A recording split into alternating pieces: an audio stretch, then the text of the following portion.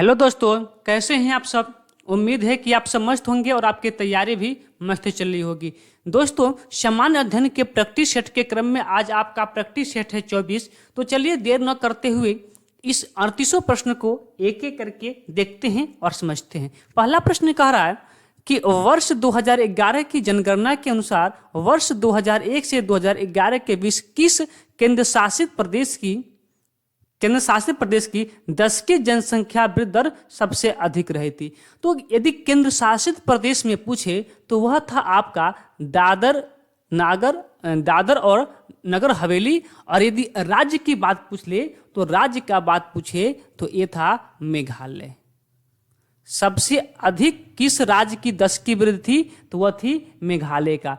कितना प्रतिशत ये भी पूछ सकता है, तो ध्यान रखेंगे 27.9% मेघालय का था। दादर और नगर हवेली का कितना था, तो दादर और नगर हवेली का था कितना आपका 55 यानी कि 56 के आसपास 55.9% था दादर नगर हवेली का। बात क्लियर। तो ऑप्शन नंबर ए आपका क्या है, सही उत्तर हो जाएगा। अगला प्रश्न कर रहा है कि मिशन कर्मयोगी कार्यक्रम के लिए है, यानी कि मिशन कर्मयोगी कार्यक्रम किसके लिए है। तो देखिए, जो मिशन कर्मयोगी कार्यक्रम था इसका शुभारंभ होता है 2 सितंबर सन 2020 को। 2 सितंबर सन 2020 को क्या होता है, कर्मयोगी मिशन की शुरुआत होती है। और कर्मयोगी मिशन किससे संबंधित था, तो प्रशासनिक सेवा से संबंधित था। ऑप्शन नंबर ए आपका सही उत्तर हो जाएगा। बात क्लियर। तो अगला प्रश्न देखिएगा। अगला प्रश्न आपसे कह रहा है कि निम्न में से कौन सा देश 2024 दक्षिणी एशियाई खेलों की मेजबानी करेगा। तो कौन सा देश करने वाला है 2024 के एशियाई खेलों की मेजबानी, तो वो करने वाला है नेपाल। ऑप्शन नंबर ए आपका सही उत्तर हो जाएगा। क्लियर। चलिए, माफ कीजिएगा, ये 2019 वाला किया था। 2019 वाला नेपाल किया था। 24 में पाकिस्तान करेगा। ठीक है, 24 में आपका पाकिस्तान करेगा। नेपाल किया था 2019 में। ठीक है, नेपाल किया था 2019 में और आपका 24 में करेगा पाकिस्तान। ठीक है। अगला प्रश्न नंबर 4 कहे कि निम्नलिखित में से किस पवन का संबंध अत्यधिक ठंड और शुष्कता से है। निम्नलिखित में से किस पवन का संबंध अत्यधिक ठंड और शुष्कता से है, तो वह पवन आपका है ध्रुवीय पूर्वी पवन। ऑप्शन नंबर सी आपका सही उत्तर हो जाएगा। ठीक है। चलिए, अगला प्रश्न कह रहा है कि कौन सा अम्ल आमाशय में प्रवेश करने वाले जीवाणुओं को नष्ट कर देता है। कौन सा अम्ल आमाशय में प्रवेश करने वाले जीवाणुओं को नष्ट कर देता है। तो हमारे मानव शरीर में एक ही अम्ल पाया जाता है और वह होता है हाइड्रोक्लोरिक अम्ल, जिसका सूत्र होता है HCl। ठीक है, रासायनिक सूत्र HCl होता है। यही हमारे शरीर में प्रवेश करने वाले जीवाणुओं को क्या कर देता है, नष्ट कर देता है। अगला प्रश्न करें कि सन 1895 में अन्य भारतीयों के साथ महात्मा गांधी ने नस्लीय भेदभाव का विरोध करने के लिए गठन किया था। जो गोरे काले ऐसे जो भेद थे, इनके बारे में विरोध प्रदर्शन करने के लिए महात्मा गांधी ने कौन सा जो संस्था था उसका गठन किए थे। तो वह गठन किए थे कौन, साबरमती आश्रम तो था नहीं, वेद समाज, Natal Congress. Option number D आपका सही उत्तर हो जाएगा। ठीक है। और कहाँ पे किए थे, तो वह किए थे कहाँ पे, दक्षिण अफ्रीका में। ये भी बात याद रखेंगे, कहाँ पे किए थे, दक्षिण अफ्रीका में।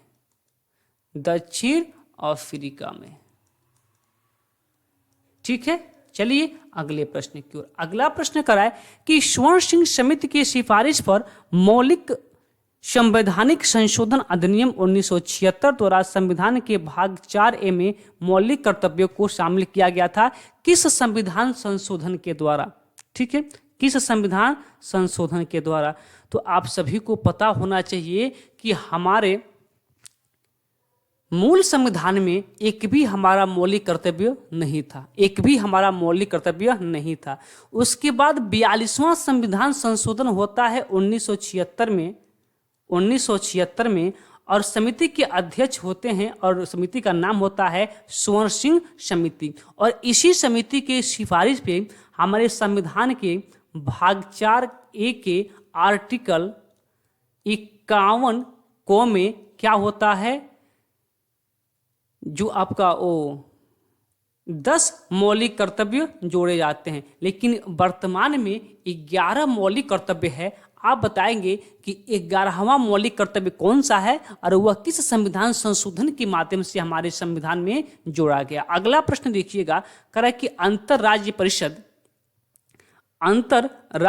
परिषद में मंत्रिपरिषद में केंद्र के भारत के राष्ट्रपति द्वारा मनोनीत केंद्रीय मंत्री होते हैं। ठीक है, देखिए कह रहा है कि अंतरराज्य परिषद में मंत्रिपरिषद में केंद्र के भारत के प्रधानमंत्री द्वारा मनोनीत केंद्रीय मंत्री होते हैं।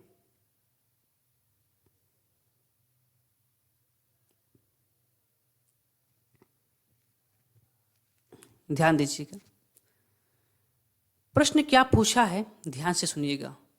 कह रहा है कि अंतरराज्य परिषद के मंत्रिपरिषद में केंद्र के भारत के प्रधानमंत्री द्वारा मनोनीत केंद्रीय मंत्री होते हैं। तो अंतरराज्यीय परिषद में प्रधानमंत्री अध्यक्ष में और राज्य के मुख्यमंत्री के साथ साथ 6 अन्य मंत्रियों की नियुक्ति करते हैं।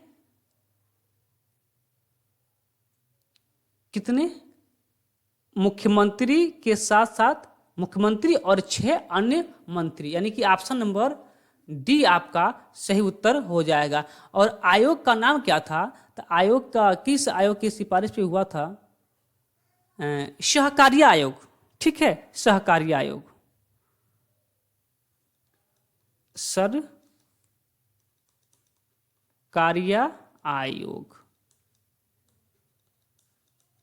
सरकारिया आयोग की सिफारिश पे। अगला प्रश्न कर रहा है कि इंडियाज स्ट्रगल फॉर पुस्तक में से एक है, थोड़ा सा टाइपिंग मिस्टेक इस प्रश्न में। ठीक है, मैं सीधा आपसे मैं बात कर लूं कि क्या पूछा गया है। पूछा गया है कि इंडियाज स्ट्रगल फॉर इंडिपेंडेंस किसके द्वारा लिखा गया है।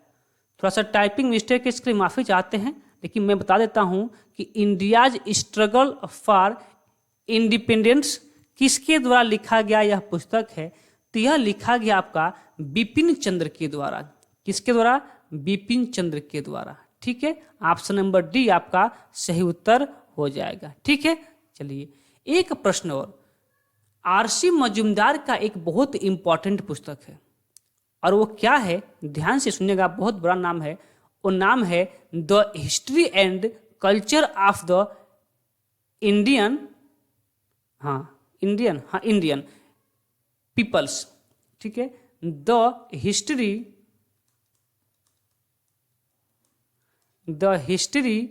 एंड, नोट करिएगा, the history and culture of the Indian peoples इनकी सबसे महत्वपूर्ण पुस्तक है। ठीक है, चलिए आगे चलते हैं अगले प्रश्न की ओर।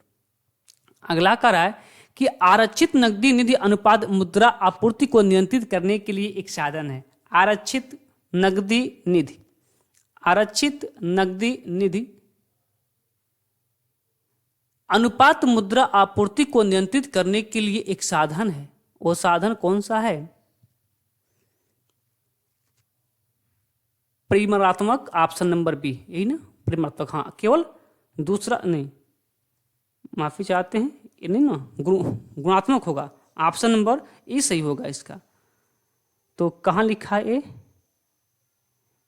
ए आपका लिखा है किस पे? बी पे ना, ऑप्शन नंबर बी। तो ऑप्शन नंबर बी आपका क्या हो जाएगा? सही उत्तर हो जाएगा। ठीक है, अगला प्रश्न कराए कि निम्न में से किसे वर्ष 2001 में भारत रत्न से सम्मानित किया गया और जिन्हें शहनाई को विवाह मंडप से कंसर्ट हॉल तक ले जाने का श्रेय भी दिया जाता है। तो वह व्यक्ति थे कौन सा? बिस्मिल्लाह खां। ठीक है, और इस शहनाई के बहुत अच्छे वादक हैं, ये भी बात याद रख सकते हैं। प्रश्न कई बार पूछा है कि बिस्मिल्लाह खां का संबंध किस वाद्य यंत्र से है, तो आप ये भी याद रखेंगे बिस्मिल्लाह खां का संबंध किससे है? शहनाई से है, जिन्हें 2001 में क्या दिया गया था? भारत रत्न से सम्मानित किया गया था। अगला प्रश्न देखिएगा, कह रहा है कि चंद्रगुप्त मौर्य के दरबार में यूनानी राजा सेल्यूकस निकेटर का राजदूत था, और वह राजदूत कौन था? जिसका नाम था मेगास्थनीज। इसी मेगास्थनीज ने एक पुस्तक लिखा था जिसका नाम था इंडिका। ठीक है, ये बात भी आपको अच्छे से पता होगा। ठीक है, चलिए अगला प्रश्न कह रहा है कि कोनेरू हम्पी निम्नलिखित में से किस खेल के लिए संबंधित है? तो जो कोनेरू हम्पी हैं वो भारत के शतरंज के खिलाड़ी हैं। ऑप्शन नंबर ए आपके सही उत्तर हो जाएगा। ठीक है, चलिए प्रश्न ए भी पूछ सकता है कि कोनेरू हम्पी किस राज्य से संबंधित है? कोनेरू हम्पी किस राज्य से संबंधित है? तो वह है कहां पे? आंध्र प्रदेश। कहां से संबंधित है? आंध्र प्रदेश से संबंधित है। बात क्लियर? चलिए अगला प्रश्न नंबर 14 का रहा है कि निम्न में से कौन सी भारतीय प्रायद्वीपी की तीसरी सबसे बड़ी और उड़ीसा राज्य की सबसे बड़ी नदी है? ठीक है, निम्न में से कौन भारतीय प्रायद्वीप यानी कि दक्षिण भारत की तीसरी सबसे बड़ी और उड़ीसा राज्य की सबसे बड़ी नदी है? तो वह नदी आपका है महानदी।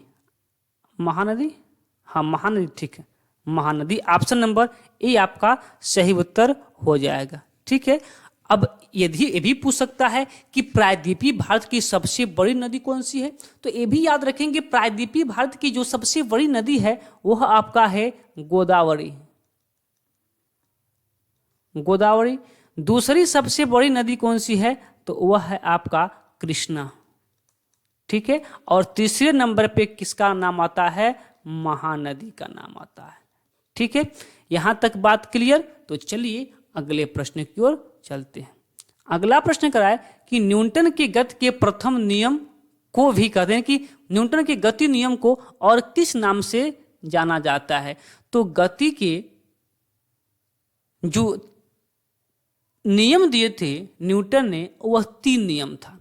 तो पहले नियम की केवल चर्चा हो रही है, तो पहले नियम को कहते हैं जड़त्व का नियम या फिर गैलीलियो का नियम।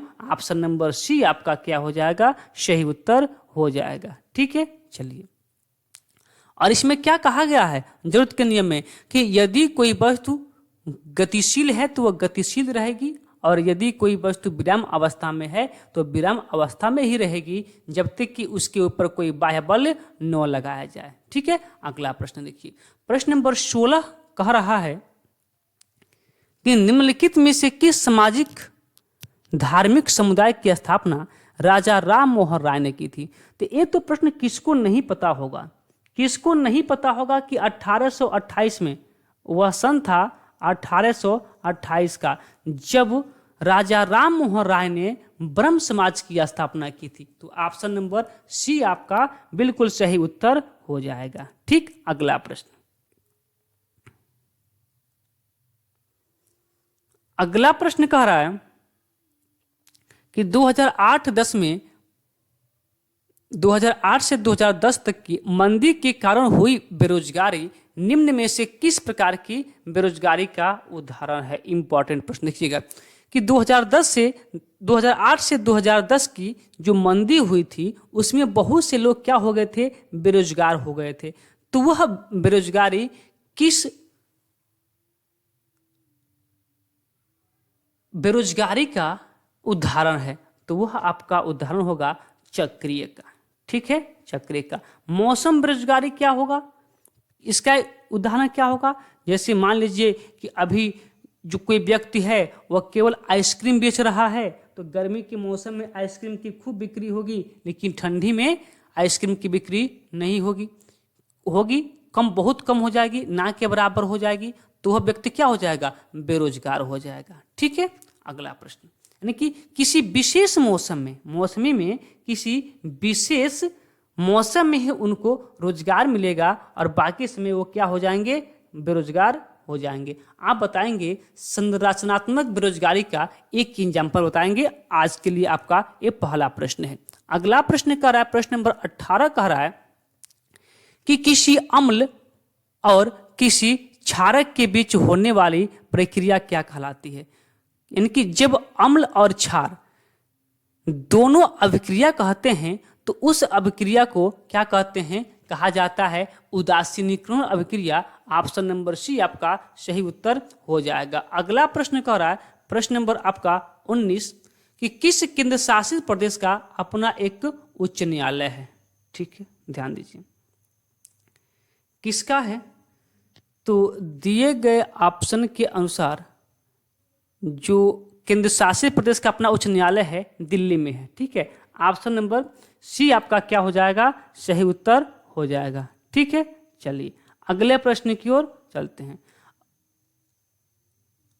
अगला प्रश्न करा है कि रुक्मणी देवी किस नृत्य शैली की प्रसिद्ध नृत्यांगना है। रुक्मणी देवी बहुत इंपॉर्टेंट नाम है, याद रखेंगे। तो जो रुक्मणी देवी हैं उनका संबंध है भरतनाट्यम से। ऑप्शन नंबर सी बी आपका सही उत्तर हो जाएगा।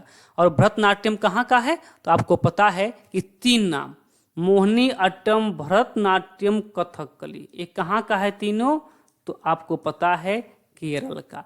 और कुचिपुड़ी कहाँ का है, तो आपको पता होगा कि ये है आंध्र प्रदेश का, ये है आपका आंध्र प्रदेश का। अगला प्रश्न कह रहा है कि इंटरनेट के संबंध में FTP का पूरा नाम क्या है। FTP का पूरा नाम क्या है, देखिए जो FTP का पूरा नाम है वह है आपका file transfer protocol, file transfer protocol. Option number A आपका सही उत्तर हो जाएगा। अगला प्रश्न कराए कि MS वर्ड की एक टेबल में न्यूनतम कॉलम्स कितने हो सकते हैं। तो MS वर्ड के टेबल में कम से कम कितने कॉलम हो सकते हैं, कम से कम तो आपका एक कॉलम तो हो ही सकता है, कम से कम एक कॉलम तो हो ही सकता है। ऑप्शन नंबर ए आपका क्या हो जाएगा, सही उत्तर हो जाएगा। अगला प्रश्न कराए कि प्रथम दीनदयाल हस्तकला संकुल व्यापार सुविधा केंद्र अवस्थित है। प्रथम दीनदयाल हस्तकला संकुल व्यापार केंद्र स्थित है, वह स्थित है कहाँ पे, आपका ऑप्शन नंबर बी बनारस में, वाराणसी में। ठीक है, चलिए अगला प्रश्न, प्रश्न नंबर आपका 23 हो गया। प्रश्न नंबर 24 की ओर चलते हैं। प्रश्न नंबर 24 कह रहा है आपसे कि पंडित दीनदयाल उपाध्याय पशु चिकित्सा विज्ञान विश्वविद्यालय एवं गौ अनुसंधान संस्थान अवस्थित है। यानी कि पंडित दीनदयाल उपाध्याय पशु चिकित्सा विज्ञान और विश्वविद्यालय एवं गौ अनुसंधान संस्थान कहाँ पर स्थित है, तो यह आपका स्थित है कहाँ पे, मथुरा में। कहाँ पे, मथुरा में। इसकी स्थापना कब हुई है, इसके स्थापना से भी प्रश्न पूछता है। ठीक है, इसके स्थापना से भी प्रश्न पूछता है। तो इसकी स्थापना कहाँ पे हुआ था, तो इसका कब हुआ था, 2001 में हुआ था। ठीक है, 2001 में, सन 2001 में। ठीक है, अगला प्रश्न कह रहा है कि नोएडा उत्तर प्रदेश के किस जिले में अवस्थित है। नोएडा जो उत्तर प्रदेश का इंडस्ट्रियल एरिया है, ठीक है, नोएडा वह किस जिले में अवस्थित है। तो नोएडा सबको पता है कहाँ पे, जीबी नगर में, यानी कि गौतम बुद्ध नगर में स्थित है। ठीक है, चलिए अगला कह रहा है एक बात और यहाँ से एक बात और याद रखेंगे कि गौतम बुद्ध नगर राष्ट्रीय राजधानी क्षेत्र में शामिल है, गाजियाबाद राष्ट्रीय राजधानी क्षेत्र में शामिल है और मेरठ भी आपका राष्ट्रीय राजधानी क्षेत्र में शामिल है। राष्ट्रीय राजधानी क्षेत्र से प्रश्न पूछता है, स्पष्ट रूप से पूछ लेता है कि उत्तर प्रदेश की कौन सा जिला राष्ट्रीय राजधानी क्षेत्र में शामिल नहीं है। तो ये बात भी आपको ध्यान रखते हुए चलना है। अगला प्रश्न कह रहा है कि व्यापार सुविधा केंद्र एवं क्राफ्ट म्यूजियम की स्थापना उत्तर प्रदेश के किस जनपद में हुई है। क्या पूछा है कि व्यापार सुविधा केंद्र एवं क्राफ्ट म्यूजियम, व्यापार सुविधा केंद्र एवं क्राफ्ट म्यूजियम, इसकी जो स्थापना हुई है आपका कहाँ पे हुआ है, वाराणसी में। ऑप्शन नंबर बी आपका सही उत्तर हो जाएगा। ठीक है, चलिए अगला प्रश्न, प्रश्न नंबर 27 कह रहा है कि इफ्को यूरिया कारखाना उत्तर प्रदेश में निम्नलिखित में से किस स्थान पे है। इफ्को यूरिया कारखाना, तो जो आपका इफ्को यूरिया कारखाना है वह कहाँ पे है, आंवला में। ठीक है, आंवला। और ये आंवला पड़ता कहाँ पे है, बरेली में। कहाँ पे पड़ता है, बरेली में। ठीक है, कहाँ पड़ता है, बरेली में। इसके साथ साथ यूरिया का एक और कारखाना है उत्तर प्रदेश में और उसका नाम है फूलपुर। ये भी आप बात याद रखेंगे, आंवला और फूलपुर में यूरिया के एक एक कारखाना है। आंवला पड़ता है बरेली में और फूलपुर पड़ता है कहाँ पे, प्रयागराज में। कहाँ पे, प्रयागराज। ठीक है, ये पड़ता है प्रयागराज में। ठीक है, चलिए उत्तर प्रदेश में ये 2 है। वैसे तो इसके टोटल 5 कारखाने हैं, इस टोटल इसके 5 कारखाने हैं, किंतु उत्तर प्रदेश में यही 2 मात्र हैं। चलिए अगला प्रश्न, प्रश्न कह रहा है कि कौन सा निम्नलिखित में से कौन उत्तर प्रदेश में सर्वाधिक फसल क्षेत्र के अंतर्गत सही सम्मिलित है, नहीं है, सम्मिलित नहीं है। यानी कि किस फसल का उत्पादन किस जनपद में सबसे अधिक होता है और इस कैटेगरी में कौन सम्मिलित नहीं है। तो देखिए कह रहा है कि सरसों आगरा में, सरसों का उत्पादन आगरा में सर्वाधिक होता है, सही बात है। आलू फर्रुखाबाद में, इसका भी उत्पादन सबसे अधिक होता है फर्रुखाबाद में। आगे करा मक्का और फिर करा तिल, तिल भी हमीरपुर में सबसे अधिक होता है, लेकिन मक्का बनारस में सबसे अधिक उत्पादित नहीं होता है। सबसे अधिक मक्का बनारस में उत्पादित नहीं होता है। ठीक है, और तो मक्का के लिए सबसे प्रमुख जिला कौन सा है, तो वह है बहराइच, मैनपुर। इस क्षेत्र में ज्यादा होता है, ये नहीं है। कौन कौन क्षेत्र आपका है, बहराइच,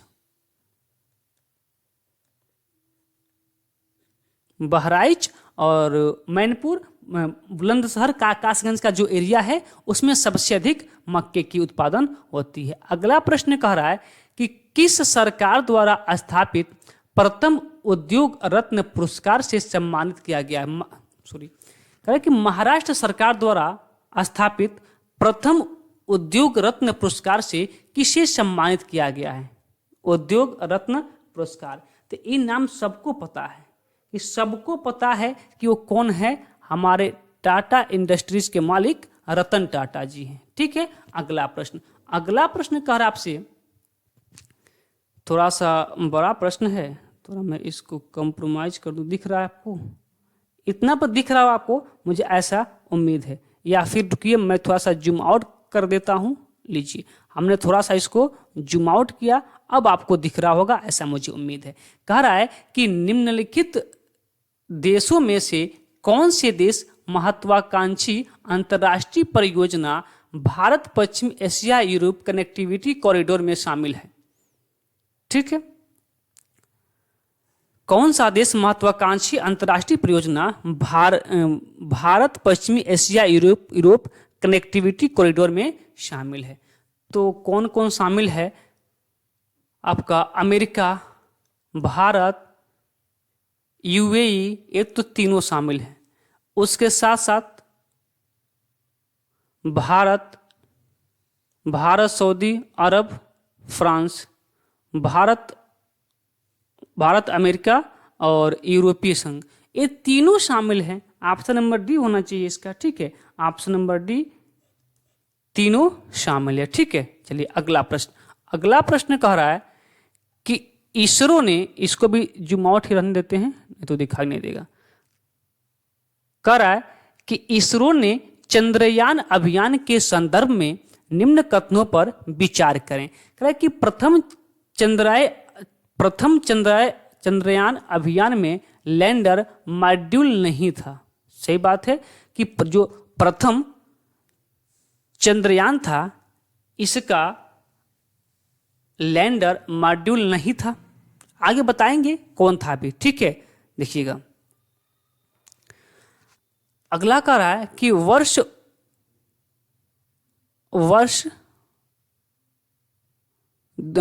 2019 में लैंडर सॉफ्ट लैंडिंग में असफल रहा। ठीक, आगे कह रहा है कि विक्रम लैंडर 14 जुलाई को उत्तरी और 23 अगस्त को दक्षिणी ध्रुव पर सॉफ्ट लैंडिंग किया। उपयुक्त कथनों में कौन सा कथन सत्य है?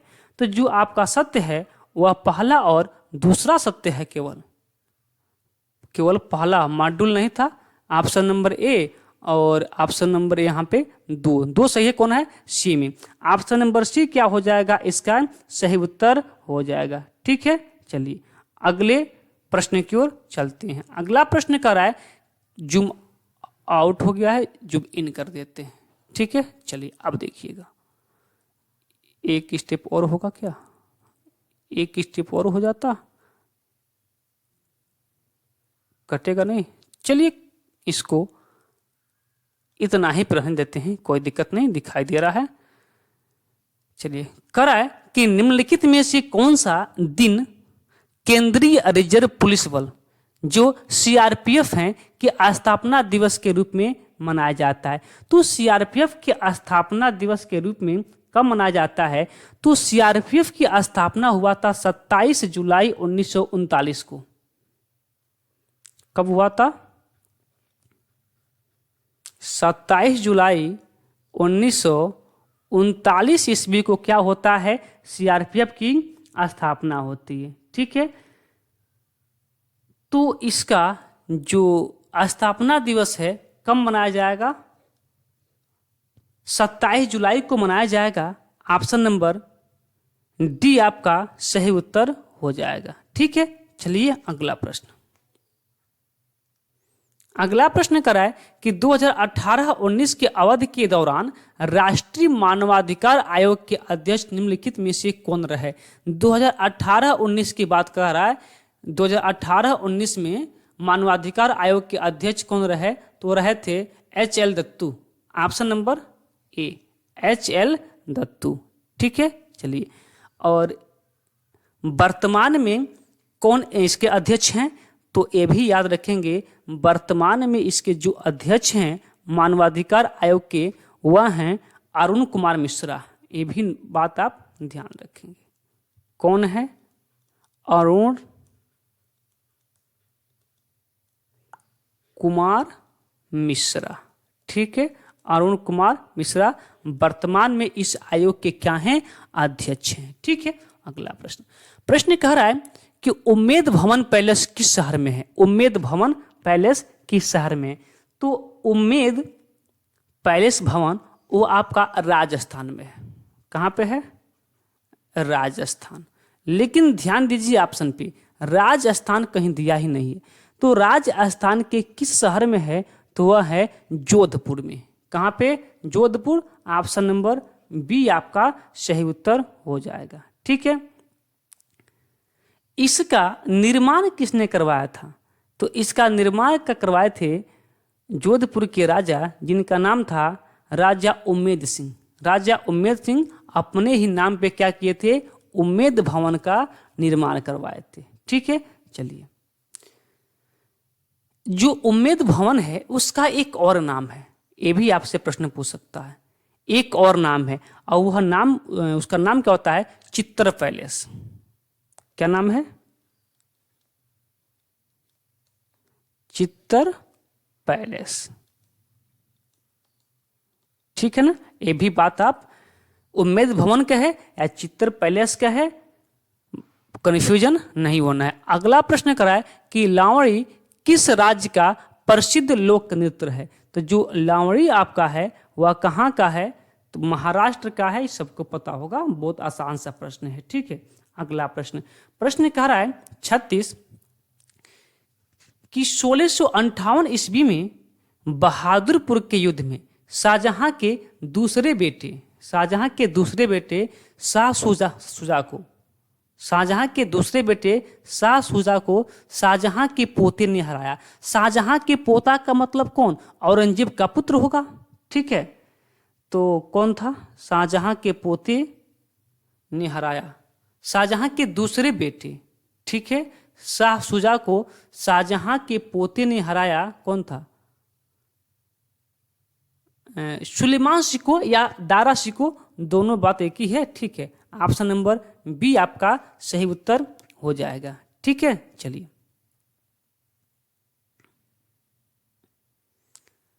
एक मिनट। इस प्रश्न में पूछा क्या है? कह रहा कि 1658 ईस्वी में बहादुर शाह के पुत्र बहादुरपुर के युद्ध में शाहजहां के दूसरे बेटे शाह शुजा को शाहजहां के पोते सुलेमान शिको, ये दारा शिकोह का पुत्र था। दारा शिकोह शाहजहां का बड़ा बेटा था। जो दारा शिकोह था, तो दारा शिकोह कौन था? तो दारा शिकोह शाहजहां का बड़ा बेटे था और इसी का बेटा था कौन? सुलेमान शिकोह। हाँ सही है। ठीक है, औरंगजेब का बेटा नहीं था, दारा शिकोह का बेटा था। ठीक है, चलिए अगला प्रश्न करा कि फिरोजाबाद में 200 वर्षों से भी अधिक समय से किसका उत्पादन किया जा रहा है? तो ये प्रश्न कौन नहीं जानता है कि फिरोजाबाद को कहते हैं सुहाग नगरी। क्या कहते हैं? सुहाग नगरी। और यहाँ पे सबसे अधिक मात्रा में बनाई जाती है कांच की चूड़ियाँ। तो ऑप्शन नंबर बी आपका सही उत्तर हो जाएगा। अगला प्रश्न कह रहा है कि भारत में आपको कैपिटल कॉम्प्लेक्स कहाँ मिलेगा? प्रश्न पूछा कि कैपिटल कॉम्प्लेक्स कहाँ स्थित है। प्रश्न आपसे यही पूछ रहा है कि कैपिटल कॉम्प्लेक्स कहाँ स्थित है। तो जो कैपिटल कॉम्प्लेक्स है वह है आपका चंडीगढ़ में। कहाँ पे है? चंडीगढ़ में। कैपिटल कॉम्प्लेक्स से एक बात और याद रखिएगा कि कैपिटल कॉम्प्लेक्स को सन 2016 में यूनेस्को के द्वारा विश्व धरोहर सूची में शामिल कर दिया गया है। कैपिटल कॉम्प्लेक्स को 2016 में क्या किया गया है? यूनेस्को के द्वारा विश्व धरोहर सूची में शामिल कर दिया गया है। ठीक है, और ये भी पूछ सकता है कि इसका निर्माण किसके द्वारा किया गया? कैपिटल कॉम्प्लेक्स का, और नाम बहुत इंपॉर्टेंट है।